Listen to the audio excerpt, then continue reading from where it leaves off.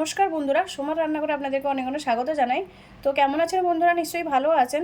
তো আজকে আমার একদম একটা নতুন রেসিপি হলো সুজির ধোসা। তো ভিডিওটা শুরু থেকে লাস্ট পর্যন্ত জরুর দেখবেন বন্ধুরা। আজকে আমি বানাবো সুজির ধোসা। তো এখানে আমি 200 গ্রাম দই নিয়েছি। আমি এখানে চালের গুঁড়ো দিব, 2 চামচ চালের গুঁড়ো দিচ্ছি।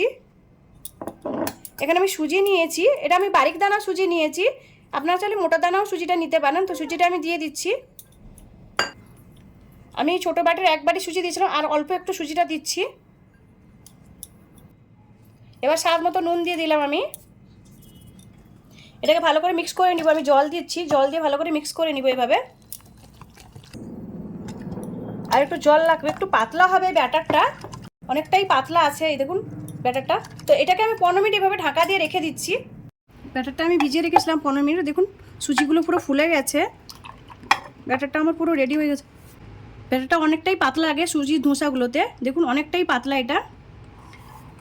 তো এখানে আমি নিয়েছি পেঁয়াজ কুচি ধোসার জন্য। এখানে কাঁচা লঙ্কা আর ধনেপাতা একসঙ্গে কুচিয়ে রেখেছি। আমি একটা তাওয়া বসিয়ে দিয়েছি, তাওয়াটা গরম হয়ে গেছে। আমি এবার তেলটা লাগিয়ে নিব। একটা পেঁয়াজের পিছনটা দিয়ে তেলটা লাগিয়ে নিচ্ছি এভাবে ঘষে ঘষে। আমি উপর থেকে একটু পেঁয়াজ ছড়িয়ে নিব এভাবে।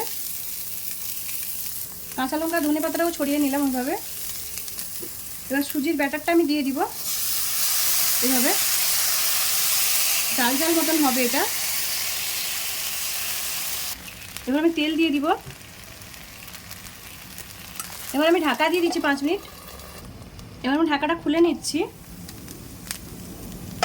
এবার আমি ধোসাটাকে উল্টে দিব।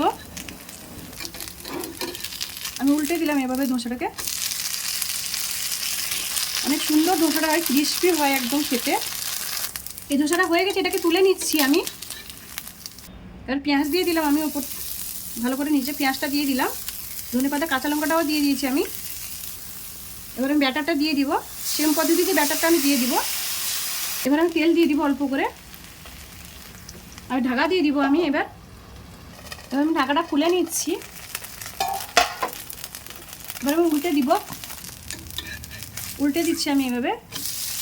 দেখুন কি সুন্দর হয়েছে, ধোসার কালারটা দারুণ এসছে। আর আমি যে পদ্ধতিতে বানাবো আপনারা একবার ট্রাই করবেন।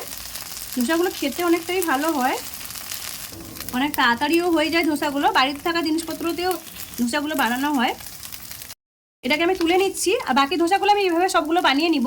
আমার ধোসাগুলো রেডি হয়ে গেছে, দেখুন কত সুন্দর ক্রিস্পি হয়েছে ধোসাগুলো। তো আমি এখানে নারকেলের চাটনি নিয়েছি। নারকেলের চাটনির সঙ্গে ধোসাগুলো দারুণ লাগে খেতে।